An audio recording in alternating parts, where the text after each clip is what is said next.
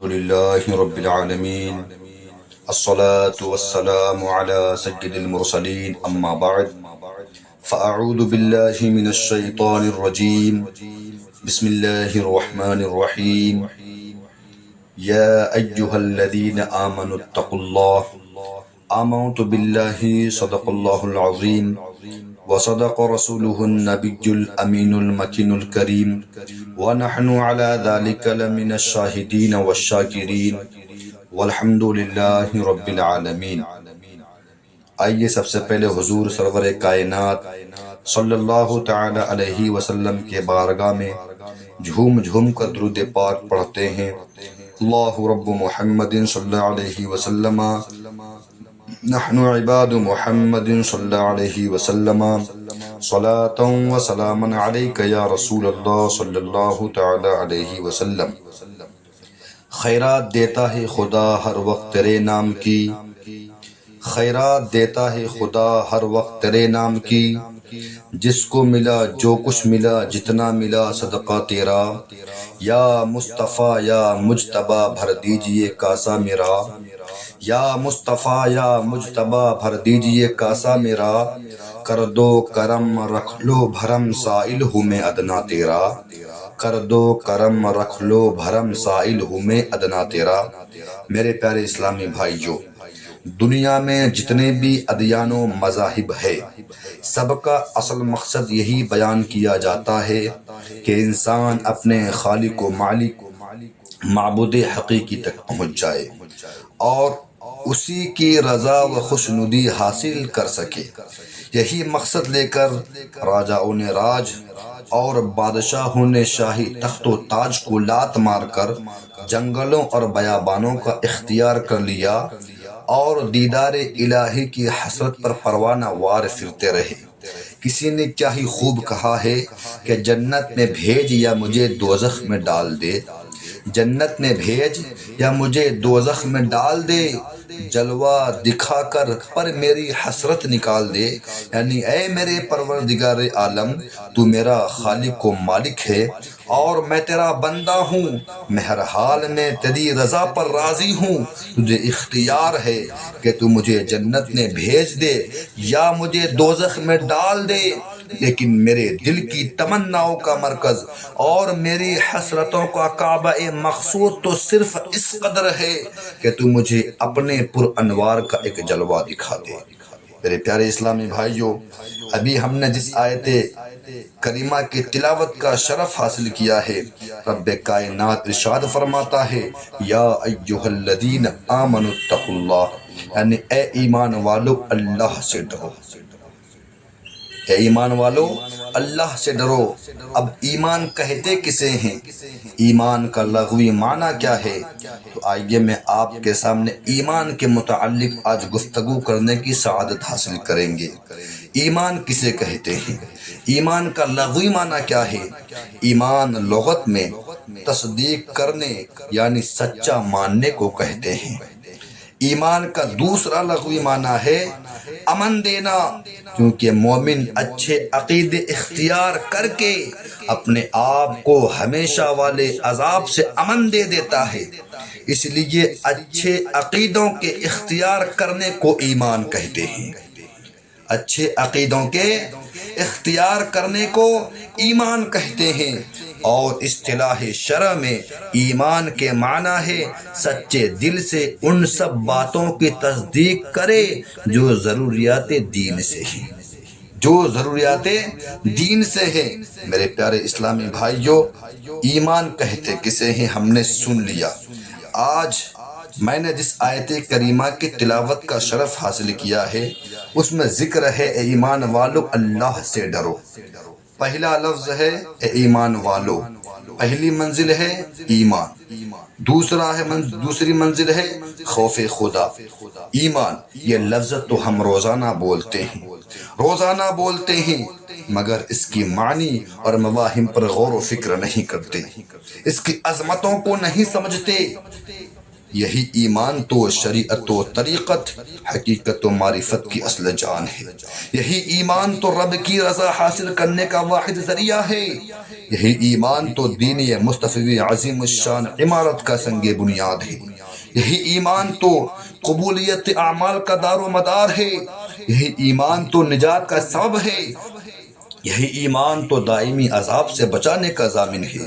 یہی ایمان تو اخروی زندگی کا قیمتی سامان ہے۔ یہی ایمان تو مومن کی کامیابی کا سرچشمہ ہے۔ یہی ایمان تو مومن کا حاصل زندگی ہے۔ یہی ایمان تو فلاح دارین کی کنجی ہے۔ ایمان عربی زبان کا لفظ ہے جس کا اردو میں ترجمہ ہے مان لینا۔ قرآن شریف میں بہت سی جگہ آمنو کا لفظ آیا ہے۔ اللہ اس کے رسول کو جان لینا اور پہچان لینا اور بات ہے، اور دل سے مان لینا اور بات ہے۔ ماننے والا جب کسی کو مان لیتا ہے تو پھر دنیا کی کوئی طاقت اس کو متزلزل نہیں کر سکتی۔ بلبل پھول کو مان گیا، چکور چاند کو مان گیا، پروانہ شمع کو مان گیا، لیکن دنیا کی کوئی طاقت بلبل کو پھول سے متنفر نہیں کر سکتی۔ دنیا کی کوئی طاقت چکور کو چاند سے متنفر نہیں کر سکتی۔ دنیا کی کوئی طاقت پروانے کو شمع سے متنفر نہیں کر سکتی۔ یہیں سے بات سمجھ میں آ جاتی ہے، جو اللہ اس کے رسول کو مان لیتا ہے دنیا کی کوئی طاقت اس کو متزلزل نہیں کر سکتی۔ ہزار طوفان آئے، لاکھوں آندھیاں چلے، زمین پھٹ جائے، آسمان کا نظام درہم برہم ہو جائے، مگر مومن کا رشتہ ایمان توڑنا بہت مشکل ہوتا ہے۔ مومن اپنا تخت و تاج چھوڑ سکتا ہے، مومن اپنا مال برباد کر سکتا ہے، مومن اپنی اولاد قربان کر سکتا ہے، مومن اپنی جان کی بازی لگا سکتا ہے، مگر اپنا قیمتی ایمان نہیں دے سکتا۔ آسمانی رشد و ہدایت کے ستارے صحابہ اکرام کے مقدس جسموں پر کوڑے برسائے گئے، انگاروں پر لٹائے گئے، سولیوں پر لٹائے گئے، سولیوں پر لٹائے گئے، چٹائیوں میں لپٹ کر ان کے ناکوں میں دھواں پہنچایا گیا، گرم گرم ریت پر لٹائے گئے، سینے پر بھاری بھرکم پتھر رکھے گئے، بیویوں اور اولاد سے جدا کیے گئے، وطن عزیز سے دور کیے گئے۔ ان کے ایمان کو برباد کرنے کے لیے ان ظالم کفار مشرکین نے ہر قسم کے ظلم و ستم کے پہاڑ توڑے، مگر یہ اللہ اس کے رسول کے ماننے والے احد احد کے نعرے لگاتے رہے اور صبر و استقامت کے پہاڑ بن کر مصطفیٰ کی غلامی کا پٹا اپنے گردن میں ڈالے رہے اور زبان حال سے یہ کہتے رہے، میں مصطفیٰ کے جامع محبت کا مست ہوں، میں مصطفیٰ کے جامع محبت کا مست ہوں۔ یہ وہ نشہ نہیں جسے ترشی اتار دے، اور چھوٹ جائے اگر دولت کونین تو کیا غم، چھوٹے نہ مگر ہاتھ سے دامن محمد صلی اللہ تعالی علیہ وسلم۔ میرے پیارے اسلامی بھائیوں، آج استقامت ایمان کے متعلق میں آپ کے سامنے گفتگو کر رہا ہوں۔ ہمارے اسلاف کے اندر استقامت ایمان کا کیا جذبہ تھا، ان کا ایمان کتنا مضبوط تھا، آئیے آپ کو اس حکایت سے بھی معلوم چل جائے گا۔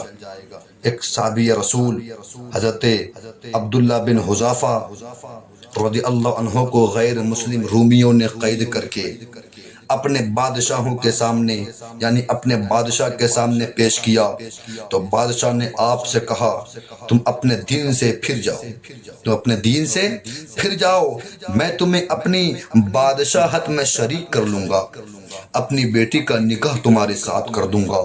تو حضرت عبداللہ بن حذافہ رضی اللہ عنہ نے جواب دیا، اگر تم اپنی ساری بادشاہت بھی مجھے دے دو پھر بھی آنکھ جھپکنے کے برابر اپنے دین سے نہیں پھروں گا۔ تو اس غیر مسلم بادشاہ نے کہا پھر تجھے قتل کر دوں گا۔ حضرت عبداللہ بن حذافہ رضی اللہ عنہ نے جواب دیا یہ تجھے اختیار ہے، یہ تجھے اختیار ہے۔ تو بادشاہ کے حکم سے اس کے تیر اندازوں نے آپ رضی اللہ عنہ کے ہاتھ، پاؤں اور جسم پر تیر برسانا شروع کر دیا اور بار بار کہتا اب بھی اپنے دین کو چھوڑ دو، اب بھی اپنے دین کو چھوڑ دو، مگر صبر و استقلال کے پیکر حضرت عبداللہ بن حذافہ رضی اللہ عنہ فرماتے ہیں کہ ہرگز نہیں۔ آخر بادشاہ نے حکم دیا اسے سولی سے اتار لو اور پیتل کے بنی ہوئی دیگ میں تیل ڈال کر آنکھ پر رکھا جائے۔ جب دیگ میں تیل گرم ہو گیا تو بادشاہ نے ایک مسلمان قیدی کے بارے میں حکم دیا کہ اسے گرم تیل میں ڈال دو۔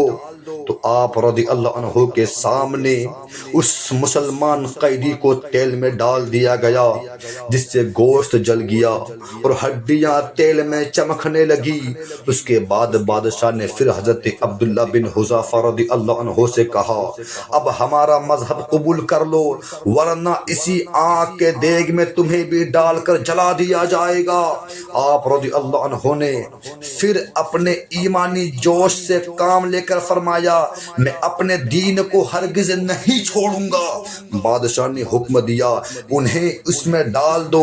چنانچہ جب آپ رضی اللہ عنہ کو آگ کے دیگ میں ڈالنے کے لیے اٹھایا گیا، آپ رضی اللہ عنہ کے آنکھوں سے آنسو نکل رہے تھے۔ بادشاہ نے یہ دیکھ کر کہا، انہیں میرے پاس لاؤ، شاید آنکھ کو دیکھ کر اب اس کے خیالات پلٹ جائے اور میری بات مان لے۔ لیکن بادشاہ کی یہ تمنا اور سوچ بے فائدہ نکلی، چونکہ آپ رضی اللہ عنہ نے فرمایا، میں آگ کے در سے نہیں رو رہا ہوں، بلکہ میں تو اس لیے رو رہا ہوں کہ آج ایک ہی جان ہے، اسے راہ خدا میں قربان کر رہا ہوں۔ کاش کہ میرے جسم کے ہر حصے میں ایک ایک جان ہوتی اور وہ سب جانے میں راہ خدا میں ایک ایک کر کے قربان کر دیتا تو میرے لیے ذریعہ الہی کا کچھ سامان ہو جاتا۔ اس لیے تو میرے مفتی اعظم فرماتے ہیں، تیرے نام پر سر کو قربان کر کے، تیرے نام پر سر کو قربان کر کے تیرے سر سے صدقہ اتارا کروں میں، ایک جان کیا ہے اگر ہو کروڑوں، تیرے نام پر سب کو وارا کروں میں، حبیب خدا کا نظارہ کروں میں، دل و جان ان پر نچھارا کروں میں۔ میرے پیارے اسلامی بھائیوں، آپ نے سنا کہ حضرت عبداللہ بن حذافہ رضی اللہ عنہ نے ایمان پر استقامت کا کیسا زبردست مظاہرہ کیا۔ ذرا سوچئے، جب جسم پر تیر برسائے جا رہے ہو، ہاتھ پاؤں اور جسم کو زخمیوں سے چور کیا جا رہا ہو، نگاہوں کے سامنے آگ پر تپتے ہوئے تیل میں کسی کو ڈالا جا رہا ہو، تو دنیا کا بڑے سے بڑا طاقتور انسان بھی ثابت قدم نہیں رہ سکتا، مگر قربان جائیے حضرت عبداللہ بن حذافہ رضی اللہ عنہ کی استقامت پر کہ جس میں ذرہ برابر بھی کوئی کمی نہیں آئی، نہ ان غیر مسلموں کی دھمکیاں ڈرا سکی، نہ ہی قید و بند کی تکلیفیں ایمان سے ہٹا سکی۔ حق و صداقت کا پیکر مصیبتوں کے کالی کالی گھٹاؤں سے بالکل نہ گھبرایا، خدا و مصطفیٰ سے سچی محبت کرنے والا دنیا کی آفتوں کو بالکل خاطر میں نہ لایا، بلکہ اس راہ میں پہنچنے والی ہر مصیبت کا خوش دلی کے ساتھ خیر مقدم کیا۔ دنیا کے مال اور حسن و جمال کا لالچ بھی آپ کی استقامت میں کوئی کمی نہ لا سکا، حتیٰ کہ آپ نے اسلام کی خاطر دنیاوی راحتوں پر ٹھوکر ماری اور بادشاہ کو عشق و محبت سے بھرا ہوا ایسا خوبصورت جواب دیا کہ یہ تو ایک جان ہے، اگر میرے جسم کے ہر حصے میں ایک ایک جان ہوتی تو بھی اس کو راہ خدا میں قربان کر دیتا۔ اسے سن کر بادشاہ بھی حیران و پریشان رہ گیا۔ میرے پیارے اسلامی بھائیوں، آپ نے سنا اللہ والوں کو دین و ایمان پر کیسی استقامت حاصل تھی، لہٰذا ہمیں بھی ان کاموں میں استقامت حاصل کرنی چاہیے جن میں اللہ پاک اور رسول کریم صلی اللہ تعالی علیہ وسلم کی رضا ہو۔ ہمیں استقامت ان کاموں میں حاصل کرنی چاہیے جس میں دنیا و آخرت کی بھلائی ہو۔ ہمیں استقامت ان کاموں میں حاصل کرنی چاہیے جن میں دین اسلام کی سربلندی ہو۔ ہمیں استقامت ان کاموں میں حاصل کرنی چاہیے جس میں دنیا میں آنے کا مقصد حاصل ہو سکے۔ ہمیں استقامت ان کاموں میں حاصل کرنی چاہیے جن میں ملک اور ملت کا فائدہ ہو۔ ہمیں استقامت ان کاموں میں حاصل کرنی چاہیے جو سنتوں کے پھیلانے کا سبب بنے۔ ہمیں استقامت ان کاموں میں حاصل کرنی چاہیے جو نیکیوں کی طرف لے جانے والے ہوں۔ ہمیں استقامت ان کاموں میں حاصل کرنی چاہیے جو مسلمانوں کو گناہوں سے بچانے کا سبب بنے۔ ہمیں استقامت ان کاموں میں حاصل کرنی چاہیے جو ہمارے ایمان کو مضبوط کرے، کیونکہ یہی استقامت حقیقت میں کامیابی کا راز ہے۔ یہی استقامت خوف اور غم دونوں سے رہائی کا وسیلہ ہے۔ یہی استقامت جنت میں لے جانے کا سبب ہے۔ یہی استقامت ایمان کی بنیاد ہے۔ یہی استقامت ایسی دولت ہے اس کی برکت سے دنیا میں عزت و شرف اور آخرت میں کامیابی نصیب ہوتی ہے۔ یہی استقامت جنت میں داخلے کا وسیلہ بنتی ہے۔ چنانچہ اللہ پاک قرآن کریم میں ارشاد فرماتا ہے، ان الذین قالوا ربنا اللہ ثم استقاموا تتنزل علیہم الملائکۃ الا تخافوا ولا تحزنوا وابشروا بالجنۃ التی کنتم توعدون۔ ترجمہ کنز العرفان، بے شک وہ جنہوں نے کہا ہمارا اللہ ہے، ہمارا اللہ ہے، پھر اس پر قائم رہے، ان پر فرشتے اترتے ہیں کہ نہ ڈرو اور غم نہ کرو اور خوش ہوں اس جنت پر جس کا تمہیں وعدہ دیا جاتا تھا۔ تفسیر سیرۃ الجنان میں ہے، بے شک وہ لوگ جنہوں نے اللہ پاک کے رب ہونے اور اس کی وحدانیت کا اقرار کرتے ہوئے کہا کہ ہمارا رب صرف اللہ پاک ہے، پھر وہ اس اقرار اور اس کے تقاضوں پر ثابت قدم رہے، ان پر اللہ پاک کی طرف سے فرشتے اترتے ہیں اور انہیں یہ بشارت دیتے ہوئے کہتے ہیں کہ تم آخرت میں پیش آنے والے حالات سے نہ ڈرو اور اپنے اہل و عیال وغیرہ میں سے جو کچھ پیچھے چھوڑ آئے اس کا غم نہ کرو اور اس جنت پر خوش ہو جاؤ اس کا تم سے دنیا میں اللہ پاک کے رسولوں کی مقدس زبان سے وعدہ کیا جاتا تھا۔ میرے پیارے اسلامی بھائیوں، لہٰذا ہمیں چاہیے کہ راہ حق کو اپنانے اور اس پر ثابت قدم رہنے کی کوششیں کریں، کیونکہ یہی دونوں جہاں میں کامیابی کا ذریعہ ہے۔ میرے پیارے اسلامی بھائیوں، حضرت بلال حبشی کی استقامت ایمان دیکھیے، آپ راہ حق میں کس طریقے سے مضبوط تھے، آپ کا ایمان کتنا مضبوط تھا کون نہیں جانتا۔ حضرت بلال حبشی امیہ بن خلف کے غلام تھے۔ ناپاک ابن خلف رسول کائنات صلی اللہ تعالی علیہ وسلم کا سخت دشمن تھا، آپ کے خون کا پیاسا تھا۔ جب امیہ بن خلف کو معلوم ہوا کہ بلال مسلمان ہو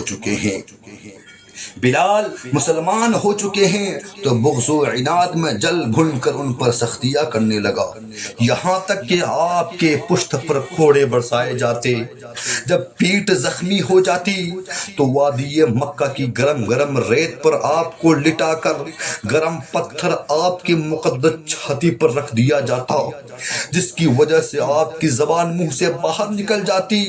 مشکیں پہن کر لکڑیوں سے پیٹتا، چلچلاتی تیز دھوپ پر بٹھا کر ایذائے پہنچا تھا، ان کے گردن پر رسی ڈال کر ان شریر لڑکوں کو دیتا اور وہ شریر لڑکے آپ کو مکہ کی وادیوں میں لیے پھرتے، گردن پر رسی کا نشان نمایاں ہو جاتا ہے۔ مگر ان سب تکالیف کے باوجود حضرت بلال رضی اللہ عنہ احد کے نعرے لگاتے رہے اور زبان حال سے یہ کہتے رہے، یا رسول اللہ، حلق پر تیغ رہے، سینے پر جلاد رہے، لب پہ تیرا نام رہے اور دل میں تیری یاد رہے۔ یہ تھے ہمارے اسلاف کے اسلامی جذبے، جان جائے تو جائے مگر ہاتھ سے ایمان نہ جائے، جان جائے تو جائے مگر ہاتھ سے ایمان نہ جائے۔ لیکن آج کے مسلمانوں کا حال یہ ہے کہ دنیا کی ایک کرسی کے لیے قرآن کی آیت الکرسی کو بیچ ڈالتے ہیں، کہنے کو تو یہ قوم کے لیڈر بنتے ہیں، لیکن حقیقت میں خدا اور رسول سے اس قدر نڈر ہو گئے ہیں کہ حکومت کو خوش کرنے کے لیے کفار و مشرکین کے مرگھٹوں پر پھول چڑھائے پھرتے ہیں۔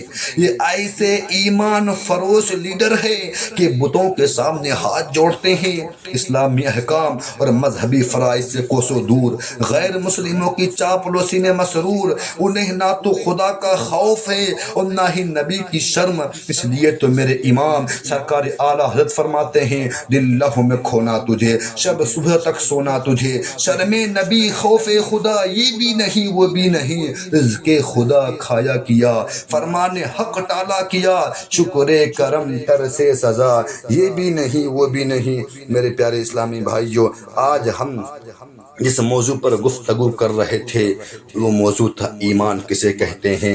ہم نے ایمان کے متعلق آپ کے سامنے مختصر سی وضاحت پیش کر دی۔ میں نے جس آیت کریمہ کی تلاوت کا شرف حاصل کیا تھا وہ آیت کریمہ یہ ہے، یا ایھا الذین آمنوا اتقوا اللہ، یعنی اے ایمان والو اللہ سے ڈرو۔ پہلا جو منزل تھا ایمان، ہم نے آج ایمان کے متعلق سنا۔ اللہ پاک کے بارگاہ میں یہی دعا کرتا ہوں کہ ہم سب کو ایمان پر استقامت عطا فرما اور ایمان پر ہی خاتمہ بالخیر عطا فرما۔ انشاءاللہ کل سنیں گے خوف خدا کسے کہتے ہیں۔ ہمارے بولنے میں اور آپ کے سننے میں جو بھی غلطی ہوئی، حضور سرور کائنات صلی اللہ تعالی علیہ وسلم کے صدقے ہماری غلطیوں کو معاف عطا فرمائے اور ہم سب کو ایمان پر استقامت عطا فرما اور ایمان پر ہی خاتمہ بالخیر عطا فرما۔ وما علینا الا البلاغ المبین۔ السلام علیکم ورحمۃ اللہ۔